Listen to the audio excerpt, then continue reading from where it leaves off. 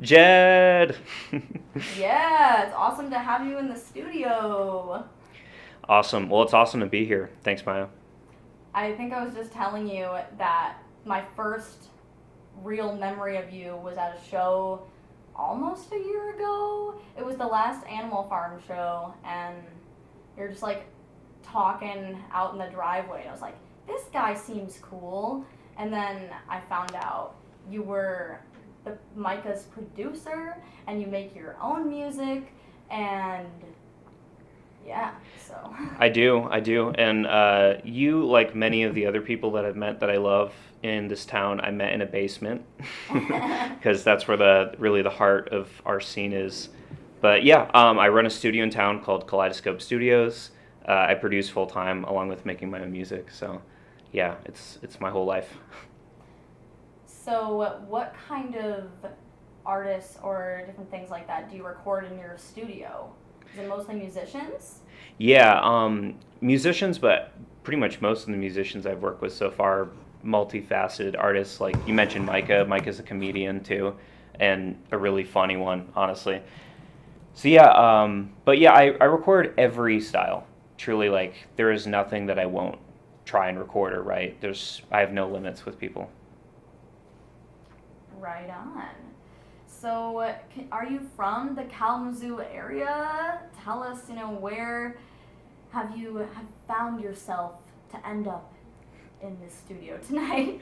Yes. Well, I am mostly from Kalamazoo. I was born in Mississippi, but yeah, I mostly grew up here. I moved away when I was in the military. We circled back for family, and yeah, I've been making music, trying to make it professionally for over 15 years, and in the last year and a half, switched to where I do this full time. So yeah, and this is a great area. Lots of amazing musicians in the area of all different styles and backgrounds. So, Yeah, for sure. Just couldn't stay away from the zoo, huh? no. When you were younger, when you moved away from Kalamazoo, did you know about the music scene here, or did you find it when you came back? I totally did. Uh, Funny story. So, I was in high school and I was just being like an angry teenager. And I was like, I hate you, mom. Like, I don't want to live with you anymore. So, I ran away for a day.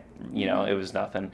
And I found myself in one of the Vine shows in the middle of the night, and I was in a mosh pit. It was really small when I was younger, and I was just getting completely tossed around by a team of football players. And I interestingly got drunk with one of the professors who was at the show for some reason. But yeah, I knew about the scene, and the music was good then, and I was really surprised that it was still as active when I moved back. I was like, this is still here, which is really cool because scenes don't always last forever. So, When was that you kind of stumbled upon this sweaty house show basement? good question. I was like 13, 14. So 14 years ago. I'm really quite bad at math. 2011 or so. So yeah, Yeah. yeah, it's been going on for a while. I remember there was this one group of guys. They were kind of probably like mid 30s, maybe like 40. I cannot tell age if I'm being honest, but they like stumbled upon the house, like a house show at my place, and they were like, "Yeah, we remember going to shows here in like the 90s," and Yeah, it's crazy. Like, cause I've been in small towns in very large cities like all across the country. I've moved a lot in my life, and I've seen every type of local scene, and I've seen them die out. Unfortunately, like I've seen like some basement scenes just die off, and like they go through like dead spaces. But it's really shocking how active and continuous this one is, because it's not the case all over the country. so have you performed in other places than Michigan?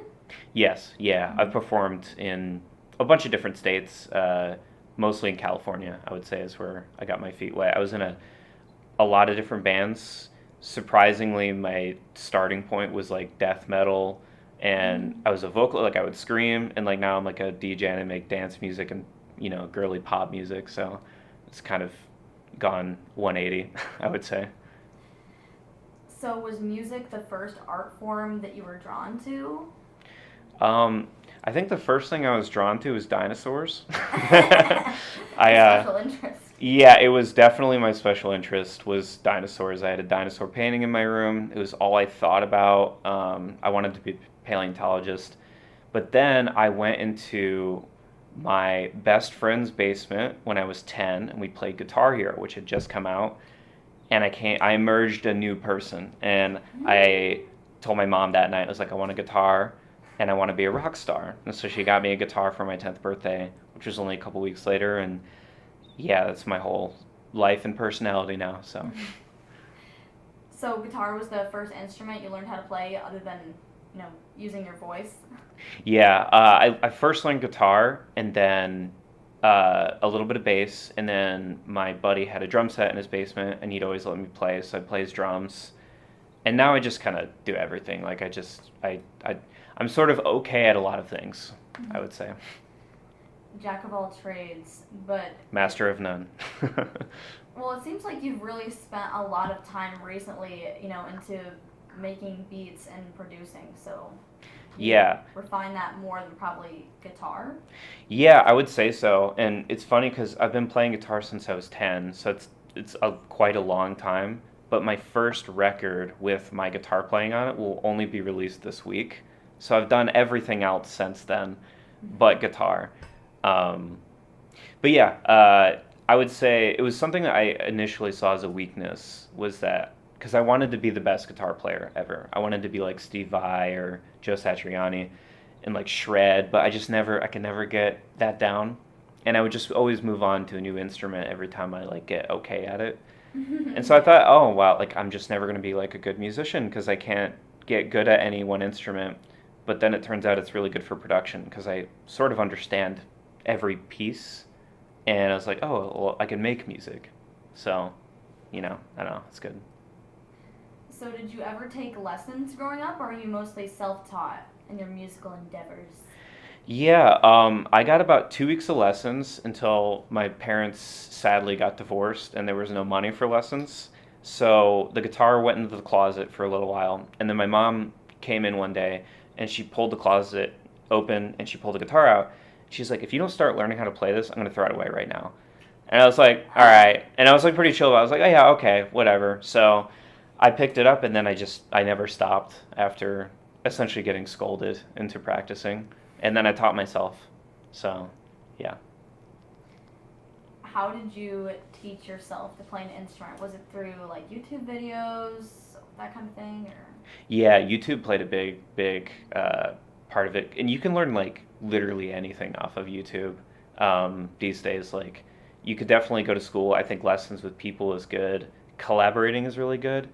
But yeah, it was mostly YouTube and then just figuring things out. Sometimes I'd sit in front of the TV with my guitar and the music I was playing from like the show, I would try to like play the notes that I was hearing and just go by ear and see if I could match it or figure it out, So Yeah, being able to use your ear is a huge tool as a musician. So yeah, it's the whole it's the whole thing. You'd be surprised by how many musicians don't listen to each other, though. It's something that I've learned is kind of a challenge with production.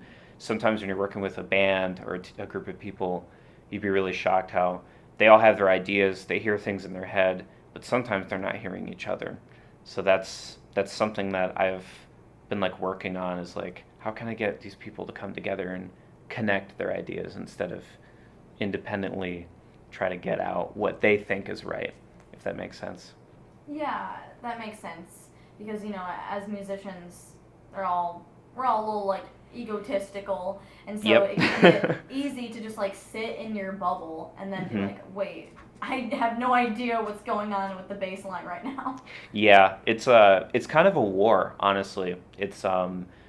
I think it's good when it's like that though, which is it's really weird to say, but famously like Sting and Stuart Copeland from The Police like hated each other, I think. So they were always screaming at each other. Stuart Copeland's like, "This feels awesome. I'm gonna be on the cover of Drum Magazine," and Sting's like, "You're a joke. Like you're ruining the song by playing too much." But they were an amazing band. So it was like it's almost like the war of like your ideas needs to happen. And like sometimes projects are better when you actually fill it with people who don't get along. Surprisingly, I found. Yeah. So when did you start playing with other people? Pretty quickly. I had just moved to Kansas when I was 15, and I was kind of lonely, like because it was my first day of school in a new school, and I sat next to this kid who also had changed schools, and he was like, "Hey, I play drums," and I was like, "I play guitar," and I was like, You want to start a band?" And so I started a band like right away with him, Mm-hmm. and I never stopped. Never stopped joining and starting bands since that point. So, what has been your evolution through your musical projects over the years? Yeah, quite a lot, honestly. When I was 15, everything was about I wanted to sound like Deftones and Incubus. I was really into new metal, or at least what I thought was the good music from the new metal scene. Uh, and so we had songs that sounded like that and System of a Down, and then I got heavier, and I was like, I want to scream, I want it to be metal, and then I went even heavier into noise and punk, stuff that sounds like Daughters, and then I really reeled it in when I was like 20. I got into neo soul and hip hop, which is a completely different thing, and then electronic production started, and now I make everything. I really like uh, positive pop music, like super girly pop music. Like I like making that stuff now too. And now I want to make pop songs mainly is I think my focus. So it's pretty much a far cry from screaming into a mic and singing about death all the time. So, what made that shift happen? Was it just that you wanted to make music that was more positive, or was it the music that you were listening to that was mainly influencing that? That's a good question. I don't know, honestly. I think it's just like has happened the way that it's happened. That's maybe a bad answer, but I don't know. I just been following my feelings, I suppose, with my music. And yeah, maybe it is like as I get older, especially, I I think I notice that my favorite music is not always the things that I want it to be. Like a pop song is not something that you always want to share as like your favorite thing because oh it's you want to be cooler than that. I listen to something that nobody's ever heard of, right? But truly, like there's a reason why it's called pop music. It's popular. We all resonate with it, and it'll last forever.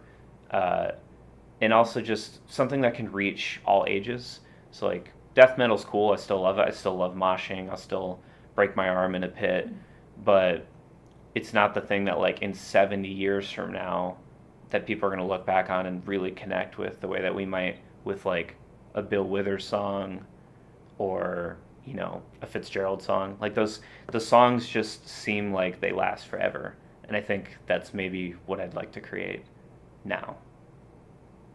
Yeah. Well, I know I had you compile a playlist for me of some music we're going to share with our audience tonight. So I think it's about that time that we get into it. Sounds good. Do you want to share how you chose the songs for the playlist? Yeah, Brief? yeah, totally. I picked all these songs. At first, I was picking all of my obscure things that I love, and then I was like, you know what? I'm just gonna pick the songs that I always went back to. A lot of the stuff is stuff I work out to. There's a huge crossover I notice with stuff that makes you want to dance and stuff that's great to work out to. So, yeah, please enjoy my workout playlist. First up, we have Welcome to the Opera by, oh, please help. Welcome to the Opera by Grimes and Anima. Anima, that's it, okay. And then Push by Skrillex. Mm-hmm. Hamdi. Taichu. You're listening to 89.1 WIDR FM.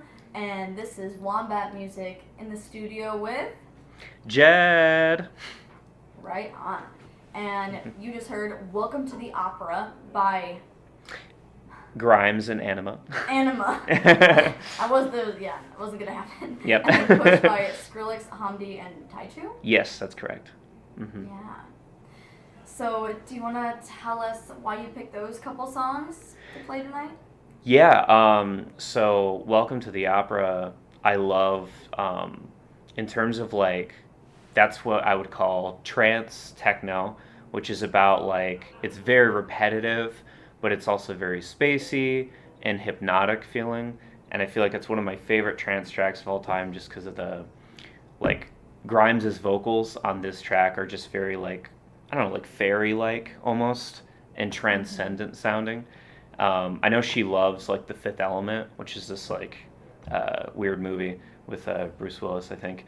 And so it has like that kind of vibe to it, like this spacey, transcendent, futuristic fairy goddess. And that's what I feel when I listen to that. It just feels like amazing and very ethereal, kind of. yeah, and I always love that track, and I wish there was more tracks like it where we're using like the basis of like EDM like techno styles and building like really strong melodies off of it, and then Push just because it goes hard. It goes hard and makes you want to lift weights. Yes. Mm-hmm.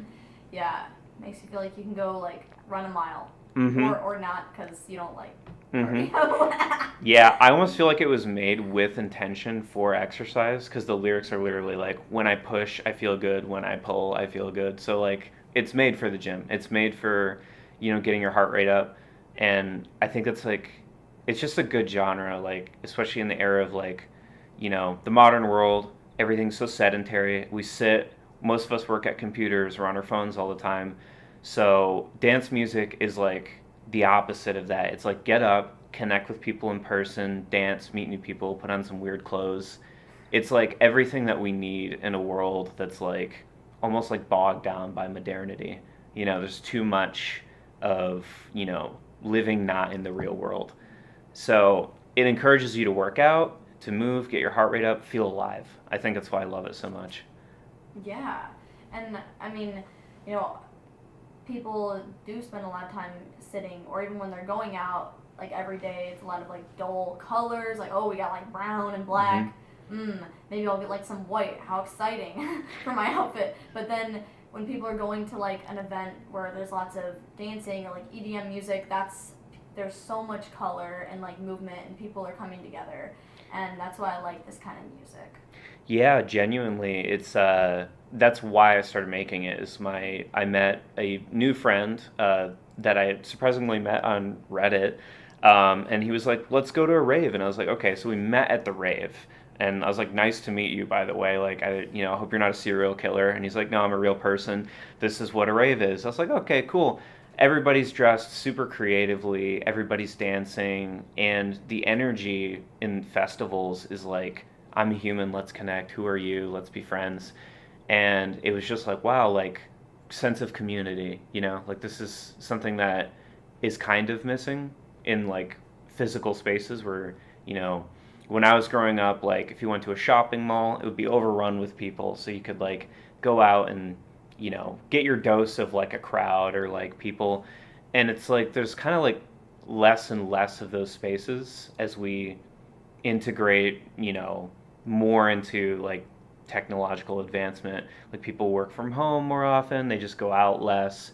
So it's almost like EDM is like an overdose of everything that we're missing. It's like here's the bright colors, it's going to be super loud, there's going to be a million people.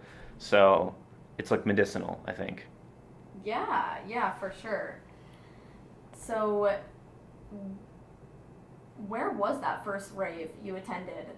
Yeah, it was in Grand Rapids Okay. it's a venue called The Intersection, which can be really cool. When they open up, they have 3 levels at that venue, and they will usually have multiple stages open during the festivals, which is really cool. So you might have one main stage playing super heavy stuff. If you're like really worn out and you need a break, you go to the second stage. It's more chill, hang back. And I find, honestly, as much as I love music, I love watching performances, the energy at these places is best when you hang back and just talk to new people and connect. And you'll find probably more people from different backgrounds than you'd expect at these events. So whenever you go to a new city, do you try and like find these different events, raves or club type vibe, or? Yeah, pretty much. Yeah, I mean, now that I'm in it, like where I'm DJing and I'm playing live and stuff, I'm trying to create a scene for that locally. We have some places that play that type of music here, but yeah, I love to go to concerts in different cities, and like there's a couple really really good festivals coming up. There's Lost Lands, which is going to be in Indiana, I think, and Electric Forest. Electric Forest is one of the best festivals in the world, and it's right here in Michigan.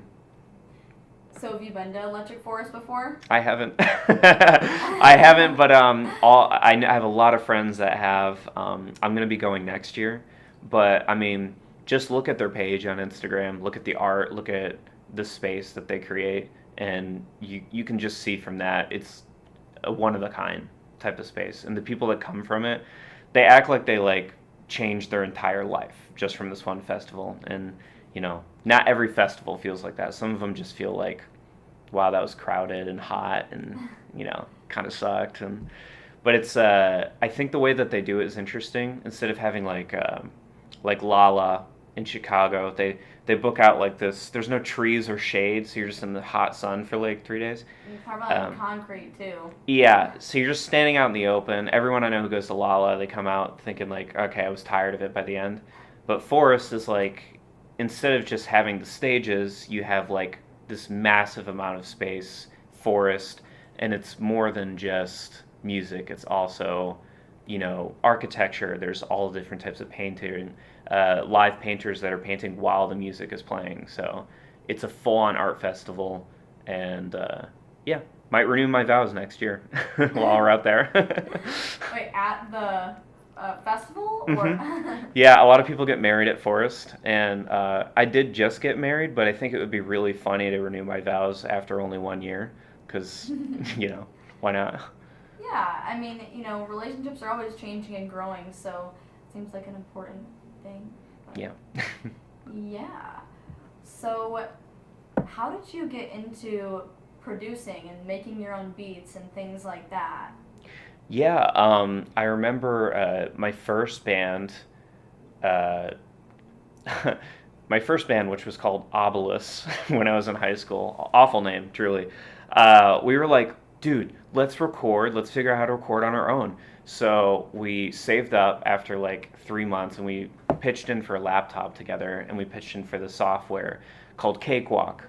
It's called Cakewalk, but it's not a cakewalk. It was the worst software that you could possibly learn from as a beginner. So we were just trying to figure out how to record together, to record what we were doing. We ended up recording most of it through tape and like other really old means, because his brother was really into like old recording stuff.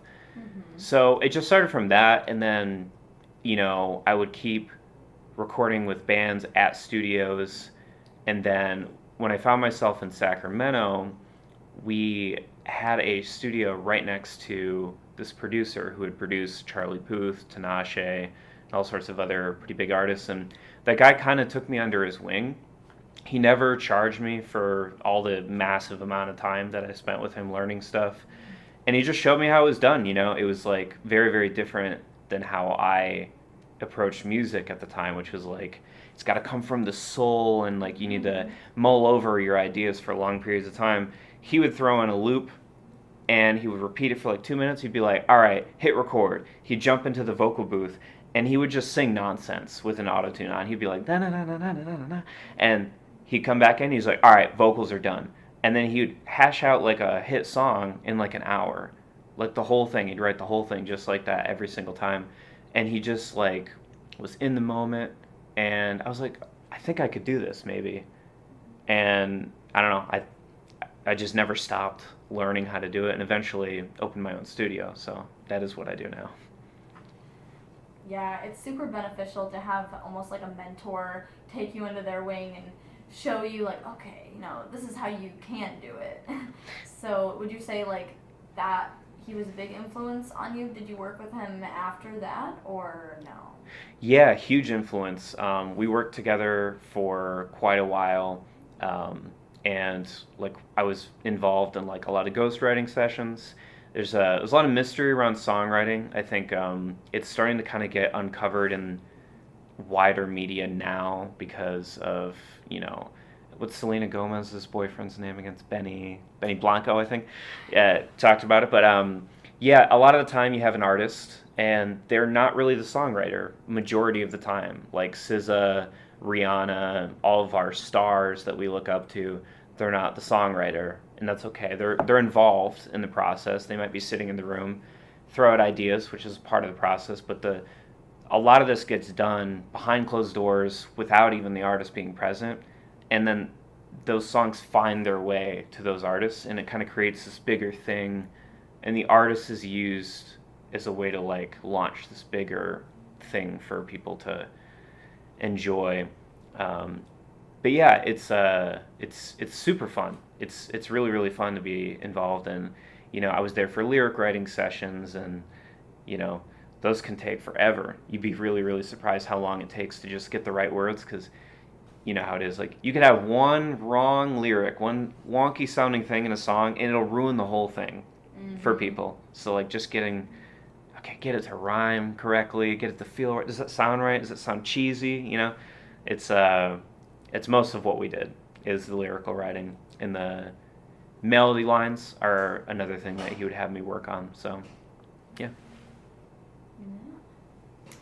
Well, I think it's time we listen to some more music here. Next up, we have Mola by Eliminate. Yes, Mula. Mula. Mula. And then Late Night by Odessa. That's correct.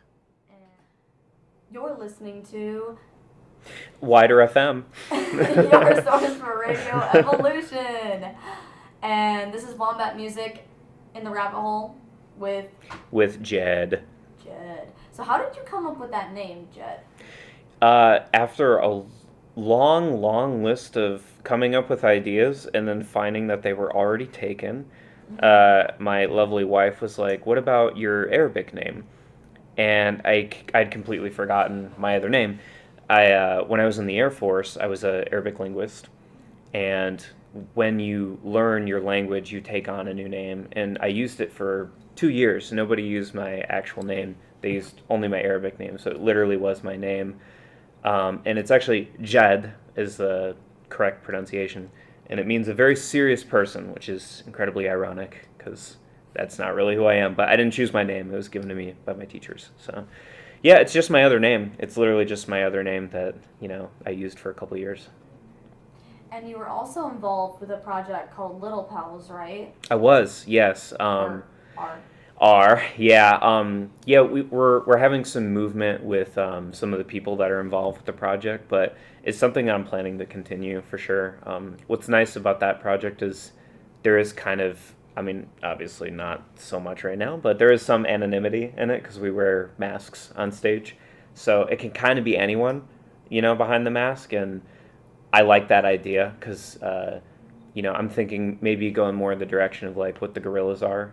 It's like this anonymous project of like, animated characters is kind of what the Gorillas is. So, Little Pals, they are creations between me and my friend. And, the idea behind them that started them was that they're AI generated versions of us. So they look kind of like the masks, everyone says they look really disturbing. But that's kind of the point. So, we're going to keep building off that idea, I think, and create some other characters and things for people. So, yeah, there's this German rapper. His name is Crow, and he wears a panda mask on stage. But I love the idea of it being like anonymous, because then you could be out like in the party or at the show afterward, and nobody would actually know it was you up there. Right, and I love it because it's not about you. And I think the music should never really be about you. It should be something bigger, and creating anonymity is one way of doing that. So like, there's been plenty of projects that do it. I think a pretty big successful one right now is called Sleep Token, They're pretty successful. I don't think anybody knows who they are. Everyone knows who the members of Slipknot are now, I think, but for a while it was very, very cool because they had like this very like dark horror vibe that they brought. Daft Punk, we know who they are now, but I wouldn't be able to point them out in the crowd, Yeah, that's true. But it's you're creating something that's bigger than yourself, so that people can connect with a bigger idea. So you can create like fantasy worlds. You can create stories for people that, are large and involve more of the audience, I think. Mhm. Yeah, I like how whenever you go to an EDM show, like you can be around the DJ or something like that. And I know you played once in the basement, and it was like not like you're on the stage and people are watching you, but you are a part of it, and you're dancing, making music, and everybody is like involved. Yeah, absolutely. Because it's I think there's a couple reasons why I like it like that. There's this really cool performance that everyone should check out if they haven't already. It's called Boiler Room.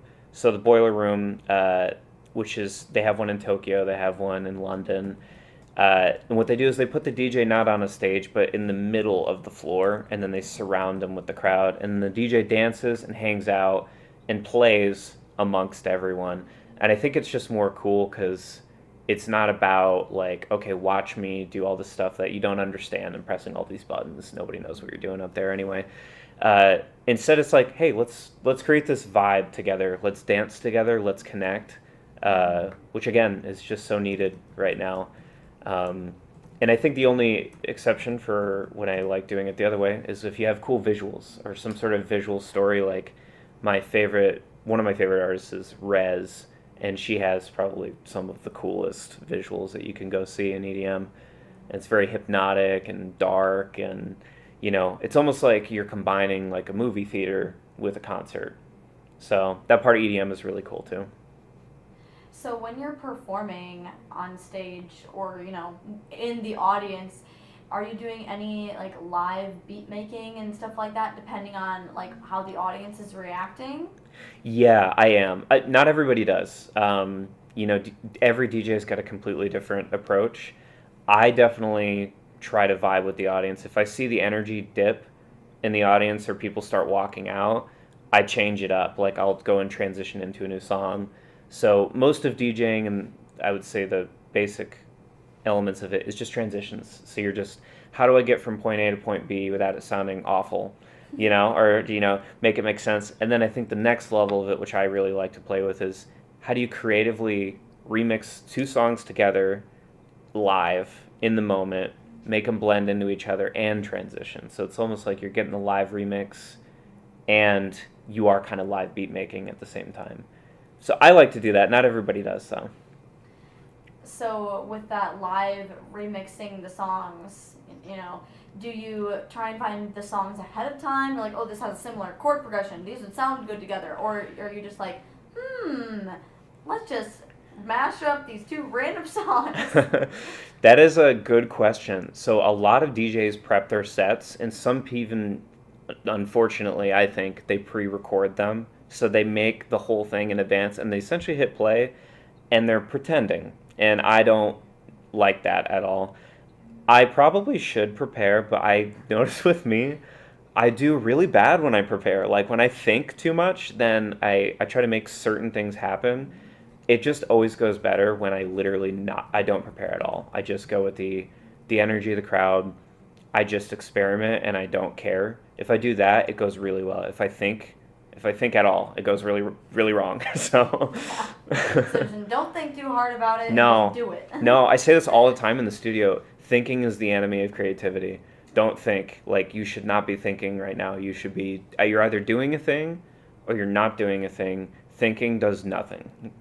Yeah, that's true. Because if you have an idea, then just do it. Just do it. Just let it out. It's like Yoda said. Do or do not. There, there is no try. Yeah. Yeah, you got it. Um, so for those who don't know, can you tell us what production actually is and what it sort of entails? Yeah, absolutely. Production it's a really interesting term. It's so confusing because it is like really like three things in one. It's songwriting, it's arrangement, which is pulling in like, okay, the is this the right kick drum? So you're like sometimes you're literally just clicking the down arrow like do do do do do do do do do do, and you're like looking for like, okay, does this kick and snare sound good together just on their own? It's not even a song yet, but do I like how these things vibe together on their own? Then you're on top of the songwriting and everything, you're also mixing and blending as you're going along. So there's a little bit of mixing, which is just balancing elements, bringing certain elements out where you want them, and it's essentially the creation of the music. When you hear somebody produce this beat, really what you're hearing is they made that song, other than the vocal, which is it's so interesting because like producers are like these unsung heroes of the music world. A lot of times people know the singers, but there's a lot of guys who spend times in their basements making the stuff that everybody's jamming out to, and it's pretty tedious, I would say, in the beginning because it's like so much technical knowledge, and it takes a good 10 years minimum to start becoming a good producer, I would say. So yeah, it's a lot. So what is your songwriting process like as far as, do the beats come easy and the lyrics are really hard, or vice versa? How does... Yeah, I would say I like to move fast, super, super fast, and not think at all. So these days, I sample a lot. So I'll go on something like Splice, which is like a huge library of sounds. And it has everything from bass lines to chord progressions to vocals to everything. And I scroll until I find something that kind of makes me feel something. And if I like it, I bring it in. I don't get stingy. I bring in lots of samples. And then because I do EDM, I transform them. So I'll pitch them up, I pitch them down, I speed them up, slow them down, throw a reverb on it, dry it out. And I essentially just try to find something to where I'm feeling something. And I just move fast. I act like I only have an hour to finish the song. And I pretty much do everything in about an hour. Like, most of the work gets done in an hour. And then, yes, the lyrics and the vocals, I would say it takes the longest time. Lyrics in particular, I've spent entire days with an artist, like 8 to 12 hours, working out the lyrics for one song. So it can take a while, But you want it to be good. You want it to be relatable, but you want it to be authentic. You don't want it to be cringe. There's a lot that goes into, I think, good lyricism and making something that people will truly connect with. So, yeah. Are there rules or laws about copyright and sampling, or how much you can sample in a song before it's, copyright infringement? Yeah, a lot of them. So luckily, the main source I sample from it's called like a royalty-free library. So anything you sample from, usually there should be no issues, unless it's a main melody line. And that's already been released by some major publisher, then you can run into some trouble, especially a vocal. These days, you're going to be hard-pressed to find a single label that will sign you if you're releasing tracks with splice vocals, or you're not creating your own vocals yourself, because there's going to be a million other people using that exact same vocal. So, I see it as I need to transform this into something that's unrecognizable from the sample. So I transform it to the point where you don't even know what it is anymore. That way I don't run into issues, but it's kind of a, ask for forgiveness, not permission type of situation. So, is there a way to cite other musicians or what you're sampling, or does that not really work? Yeah, it's different. It's very case by case. So working with a major label, you can get permission to sample things, but even they will tell you no sometimes because they're like we actually had this issue recently where we really wanted to, for one of our songs, we wanted to take the boom and the clap from Boom Clap. Boom, clap, sound of the drums, the beat goes on and on and on and on. And we really wanted those booms and those claps for our track. And I think they pretty much told us, yeah, this song's like not good enough for how much money it's going to cost to use that sample. And we were like, all right, like fair enough. So sometimes you need permission if it's a big song and it's so recognizable. Other times, if it's really small and you don't think anyone's going to notice, you just go for it and see what happens. So Yeah, I know this band Food House. They're like a hyperpop band that is kind of bigish now, but they recently played at the house. They had a lot of sampling, but I think that's just kind of what the genre is.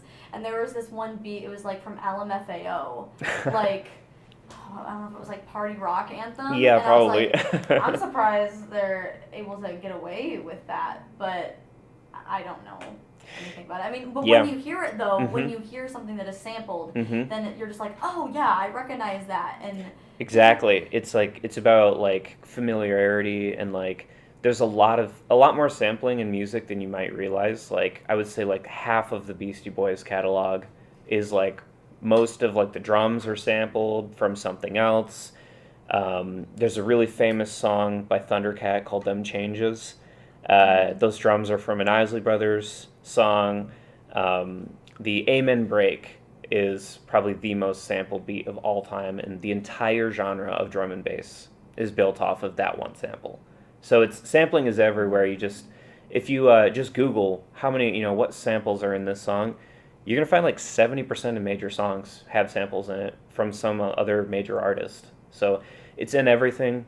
I think the goal for me is you create something new with it, and you don't just rip off the old song and take the full beat. You take an idea from it and you build off of it into something new, and hopefully you create something that's you don't even recognize where it's from. So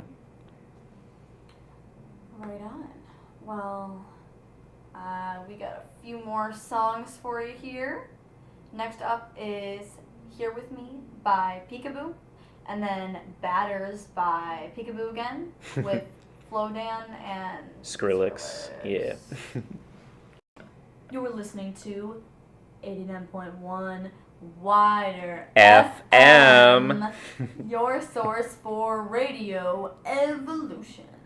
And you just heard Here With Me by Peekaboo, and then Batters by Peekaboo, Flodan. Flodan, Flodan. Skrillex, yeah, other people. Mm-hmm. Yeah.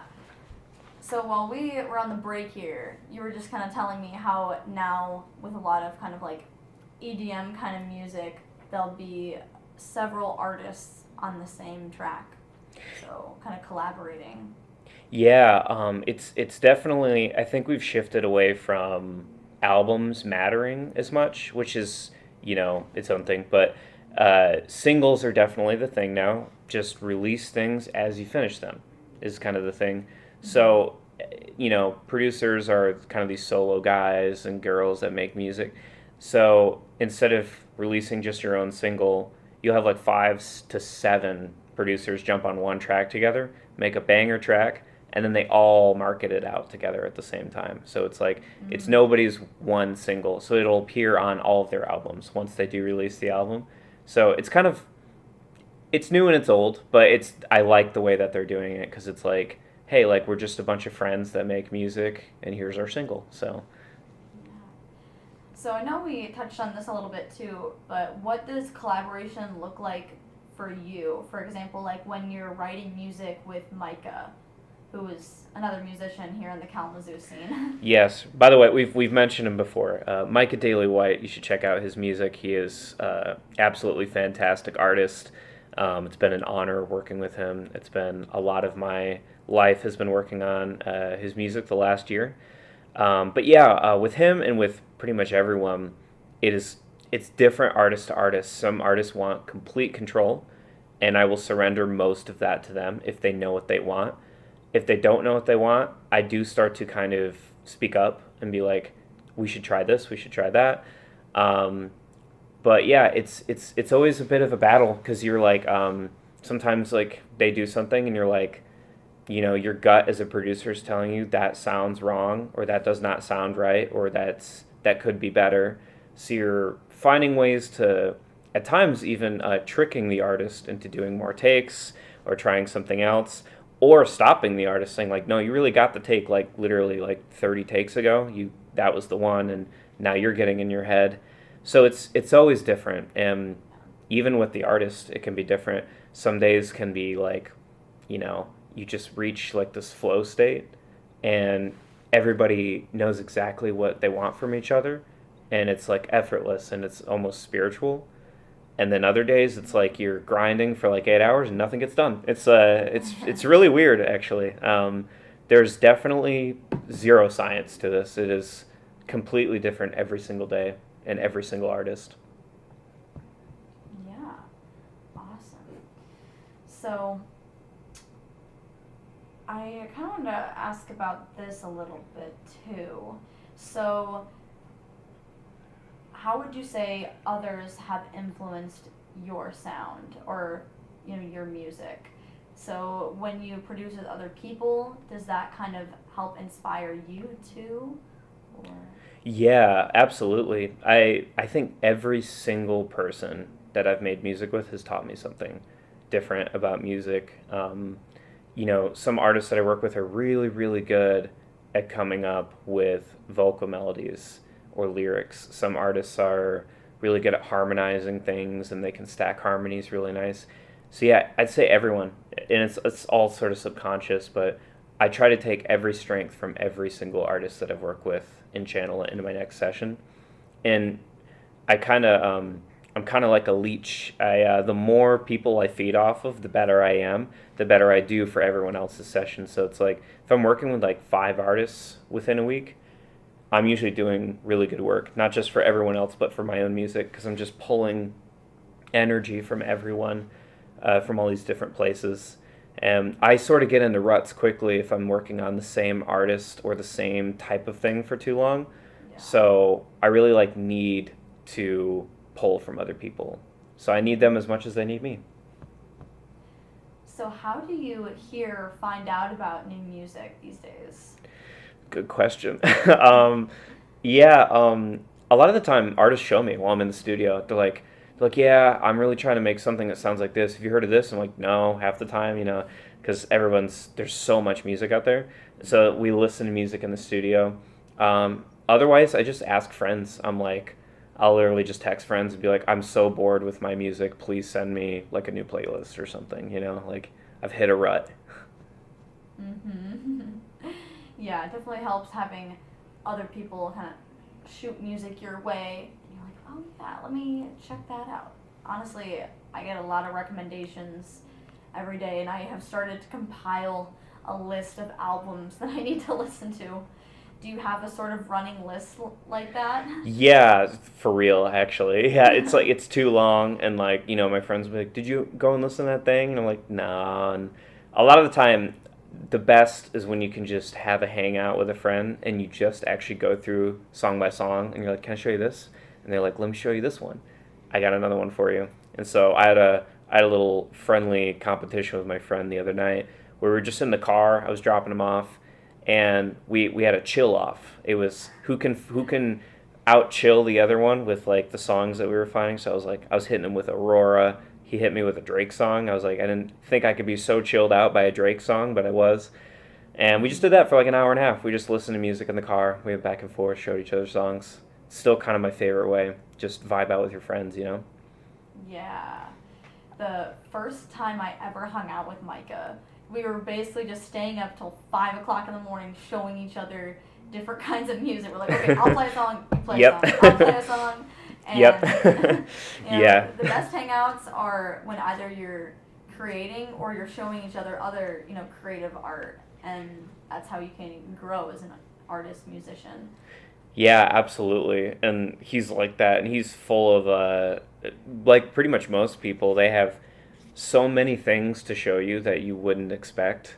A lot of artists are pulling from places you wouldn't expect. Like, I've had artists that come in and they make like a noise track. I mean, it's just loud punk, screaming, diabolical lyrics, and then they show you what they listen to, and it's like some like psychedelic rock band from the 50s or 60s, and you're like, what? Like this is where you're pulling from? Because like your output is a little different than that. So Yeah. It's like, okay, I'm listening to Marvin Gaye. yeah, no, I've had that. I've literally had then, that. then we're actually like making heavy metal over here. Yeah, no, it's so weird, but whatever people are hearing, it comes out. So Yeah, no, for sure. So I have to ask everybody this question. So it's that time. And if you need some time to think about it, if your music was a piece of candy, what candy would it be? If my music was a piece of candy, well, can I choose chocolates? Yeah, anything. Is that an option? Oh, yeah. Almond Joy. Almond Joy. Why Almond Joy? Because it's delicious, but, it's also good for you a little bit, kind of, because there's the one almond in there. There's one almond, and coconut's gotta be good for you. That's good right? for you. Maybe? Yeah. It's good for your skin. I also really am just craving one. Can I be so honest? That's the real reason why I said that, is because I really want one. I'm on a diet right now, and I just want to eat an almond joy. That's all I want, so. I give you permission. It's healthy. There's an almond in there. Okay, you're so right. I think it's too many calories, but sure. I'm going to eat one when I go home. Anyway, okay. It's almost 9:15. We got it going. We've still got like 4 more songs, so I think we're going to play a few here. We got your source for Radio Evolution. Sorry. That's okay, I put him on the spot. I was like pointing to him. Ready? Yeah, and you just heard Badadan Yes. by Chase and Status? Chase and Status. Yes, and then Taka. By a lot of people. Yeah, a lot of people are on that Yeah. track. Then Supersonic by Skrillex. And this is Wombat Music. And we are at the bottom of the rabbit hole with JED. Jod. Yes, either or works. Yes. Yeah. So, what are your future goals for this project? Yeah, I think one of my bigger goals is I want to headline Forest in the next couple of years. So I really, really want to get to where I'm making songs that aren't just like, oh yeah, this is like a dance song, but like kind of like that crossover that we've seen artists like Skrillex have in the past, where it's a dance track, but it's a pop song. So Diplo and Skrillex have this song with Justin Bieber, whatever that song is called. Drawing a blank. But there's a lot of crossover between pop music and dance music, and I think we've, in the last like 7 years or so, we've gotten away from dance music being in popular culture, and it's coming back right about now with Charlie XCX and all these other artists. Like even Lady Gaga, her latest releases are kind of like, a version of techno almost, but with vocals on them. So bringing those worlds back together, making songs that are global and for everyone. So yeah, that's what I'm focusing on right now. So do you have any music on the streaming platforms that we can check out? Or, what should we be on the lookout for? Yeah, I have one track that I just released yesterday called Ecstasy. Contrary to the title, it is not what you think it is about. It's a song that I wrote about kind of love and addiction. So yeah, you should check that one out. And I believe it's on our playlist, so we'll finish off with that song tonight. Yeah, and it's XTC by JED. Also, do you have any performances or shows coming up? Yeah, I have a show coming up. Let's see. I think it's going to be at the Rabbithole. Yes. And forgive me, I do not remember the date right now. That's okay. I'll find out right I've been now. kind of in production mode, so we'll be planning shows soon. And I will be planning more releases very soon as well. I have about 5 tracks I'm going to be releasing over the next couple months or so. So I'm just going to keep the releases coming all throughout summer. Keep it going. And it is actually July 26th at the Rabbithole here in Kalamazoo. It's going to be like a rave show. I think Robot Rave is what we were talking about. Robots, yeah. Yeah, just kind of goes hand in hand, right? Yes, anything futurism, yeah. Show up wearing anything, though. Yes, it's all accepted. But yeah, to close out the night, we have Ecstasy by JED. And this has been Through the Rabbit Hole with Wombat Music.